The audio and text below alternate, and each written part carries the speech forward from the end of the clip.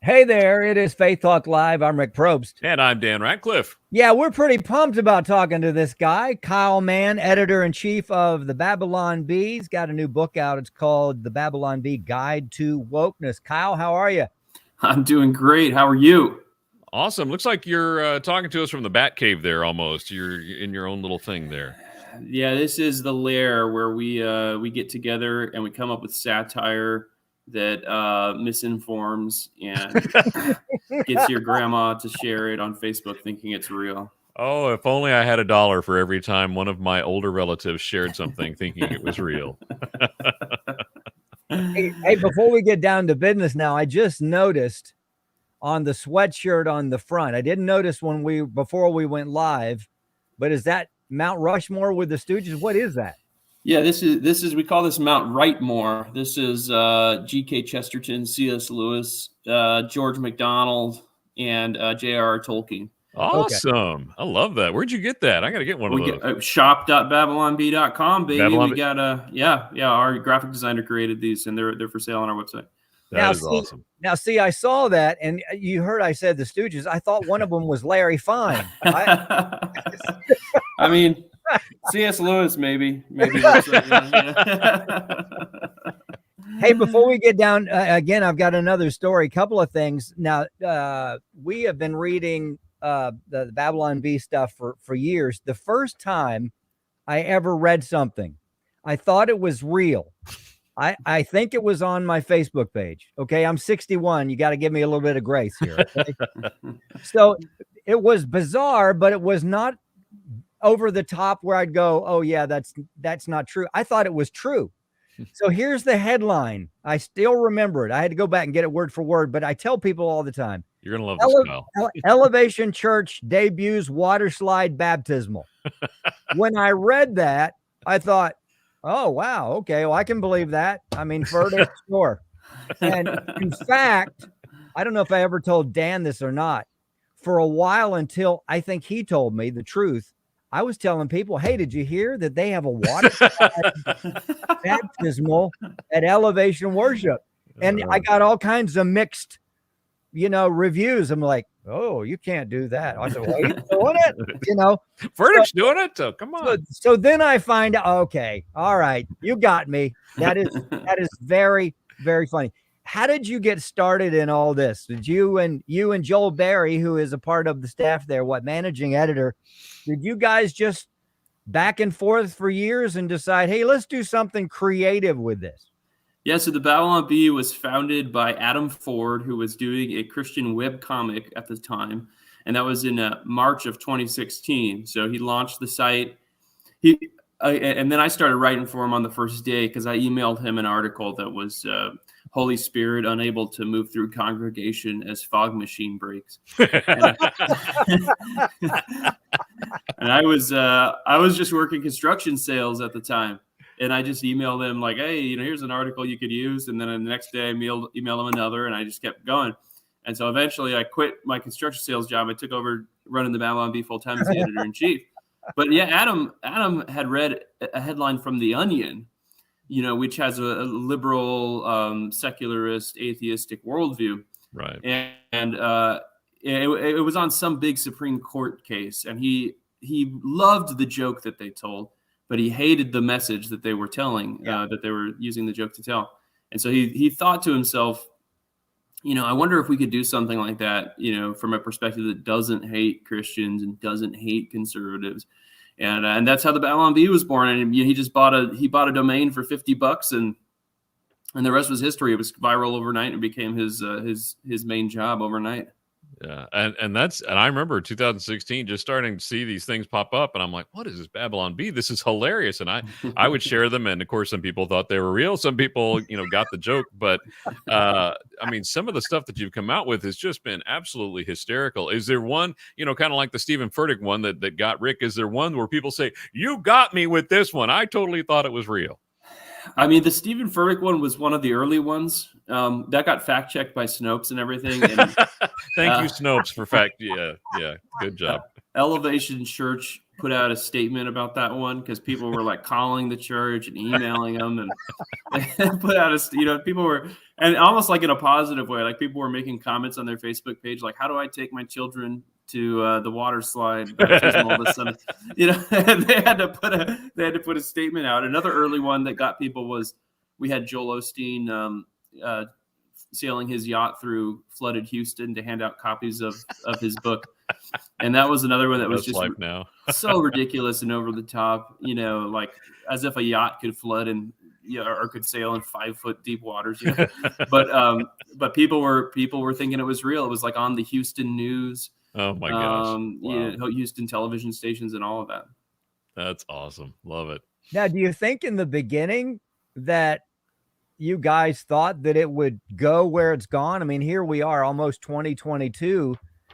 I mean, look at I would say maturity. It is maturity, but look at the maturity, the growth, and the circulation, if you will, of what's going on. Did that surprise anybody? Well, yes and no. I mean, like, obviously we really believed in the idea and thought that there was this massive market opportunity. Like, that there were so many, and I don't say that in a cynical way. I mean, there's so many Christians and conservatives out there who, are just thirsting for good entertainment, thirsting for good comedy. And there was nobody that was doing it. They weren't doing it on that level or in that dry voice. And, you have Christian comedians and stuff, but you didn't have anyone that was really commenting on everyday events and doing satire from that perspective. At the same time, I mean, like I said, Adam expected this to be a part-time job for him. When he launched, he was going to keep doing his web comic, and that was going to be his main thing. And then on the side, he could throw out a few headlines here and there. It definitely surprised us, while at the same time we had a good hunch that it was a good idea for sure. Now, is this something that you just always been a sarcastic kind of guy, or is this something that when you saw what he was doing, you thought, oh man, I can do this? How did you get into it? Yeah. I guess you ask my parents, but I think I was always a sarcastic. You got the spiritual gift of sarcasm. That's my spiritual gift. Yeah.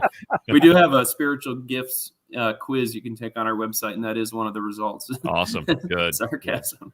But yeah, I mean, like, and it's kind of interesting. We had a few of our main writers that have come from crazy sales jobs and the corporate world, and it is like, I think when you're in that world, you do need comedy to kind of just keep you sane, and there is something to be said. Just comedy is what keeps a lot of people sane, and just they're just working normal jobs all over the world. I mean, that, any office environment, you've got jokesters who are just kind of keeping things light. And so, yeah, I think I did always have that sense of humor. I always liked very dry stuff like The Onion and all those old Christopher Guest mockumentaries like Spinal Tap and A Mighty Wind.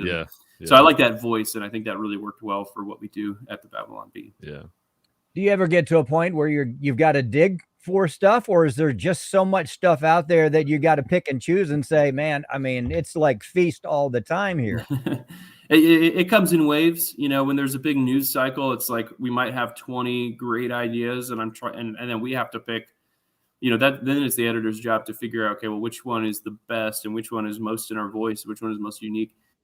I mean, and then there's other days the news cycle is pretty dry and you're scraping the bottom of the barrel. I mean, comedy is a lot of hard work. It isn't just firing stuff off all the time. And part of the secret is that it looks easy. That comedy kind of has to look easy to the end user, going like, oh wow, how did they come up with this stuff? Well, how we come up with it most of the time is we write 300 terrible ideas, and then we find one that we can publish. So it's a lot. You write a lot of waste when you're writing comedy.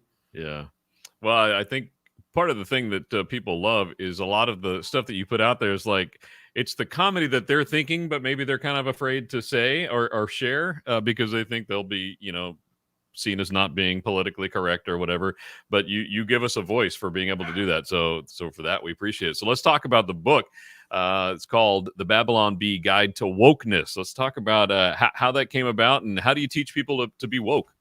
Yeah, we had these infographics on our site that were pretty popular, where we would do like how you can tell Nazis apart from Antifa members, and and And we had light, silly church ones like how to break out of a prayer circle when you're stuck in a prayer circle, and and we did them with these little like stick figure guys, and so it kind of looked like old instructional videos or that kind of feel of just silly like warning labels you'd see on a Japanese product or something, and and they were really popular. People loved them. It was a great voice. Our creative director Ethan Nicole, who also drew comics like Axe Cop, would illustrate these for us, and they were doing great. And we said, we always had this idea like, what if we collected some of these in like books, But when we talked to a publisher, we actually decided we would do like almost all new material. This is all fresh stuff. There's a couple of lists like from the site that we kind of reworked for the book, but most of it's all new. And so we just sat down for weeks and just hammered this stuff out, and we'd run the jokes over to the art department. They'd come up with these hilarious stick figures. They'd run them back. We'd punch them up with more jokes. So there's like 5 layers of joke punch up in this packed volume of hilarious woke stuff. Kyle Mann, editor-in-chief of the Babylon Bee, talking about the Babylon Bee Guide to Wokeness. All right, so the book is out now, right? The book is out now. We've been blown away. It's been out for about a week at this point, and we've just been blown away by the response. It's been so much fun for people to finally pick it up. You write a book, and when we write Babylon Bee jokes, we throw it out there right away, and you can see if it's a hit or a bomb or whatever. You write a book, and you got to wait, and so for it to finally come out and people really get what we were doing, it's just wonderful. Yeah. Any response surprise you? Maybe somebody that read it that you didn't think? I mean, we were shocked because we've written some books before, and usually you go ask for endorsements and you get 50 people that say yes, I'll endorse it, and then 3 of them get back to you because nobody got time to read a book. And and this one we had endorsements from Ben Shapiro and Larry the Cable Guy, our friend Doug TenNapel of Earthworm Jim fame, Ted Cruz, I think Rand Paul and his wife, so there's just like it blew us away, those names that were reading our content. You're like, wow, I can't believe it. We're just goofing around making these jokes, and to get big names like that responding was wonderful. Yeah. Well, that's what I said to Dan before you came on. I said, of course, I reminded him about the elevation baptismal that I fell for, but I said, do you think that the endorsements here are real? Are they? So I read the first one, of course, Larry the Cable Guy. Yeah, and awesome. and then I read, Ted Cruz, Ben Shapiro. He said, well, definitely Ted Cruz and Ben Shapiro. Yeah. He said, so yeah, I think they are legit. That's pretty amazing, isn't it? Yeah, it's awesome. I mean, we were so surprised that happened. And yeah, actually on our website, we have a big link to buy the book, and we put Ben Shapiro's quote on there, and then we put, yes, this is actually a real quote, because everything we put out there, people are like, oh, you guys have a book? That's a joke, isn't it? You guys are telling a joke. No, we have a real book, and we want your real money in exchange for it. And that's what I love about your kind of partner site, which is It's Not the Bee. And whenever I see stuff from that, sometimes I have to look and go, seriously, this is actually real. Some of the stuff that we're putting out there, and it is. It's Not the Bee, and so I appreciate that. And just the subtitle of the Babylon Bee Guide to Wokeness: How to Take Your Wokeness to the Next Level by Canceling Friends, Breaking Windows, and Burning It All to the Ground. I mean, nothing says read me like a book like that. I'm ready to read it right now. Yeah, I believe that subtitle came about by the complicated process of, I said, hey, Ethan, my creative director, I'm like, do you want to draw the cover for this book? And he's like, sure. So he designed the cover, and it came back, and it had that subtitle on it. So I said, great, I guess that's the subtitle. That's awesome. Kyle Mann, editor-in-chief of the Babylon Bee Guide to Wokeness. That's what we're talking about. And it is out.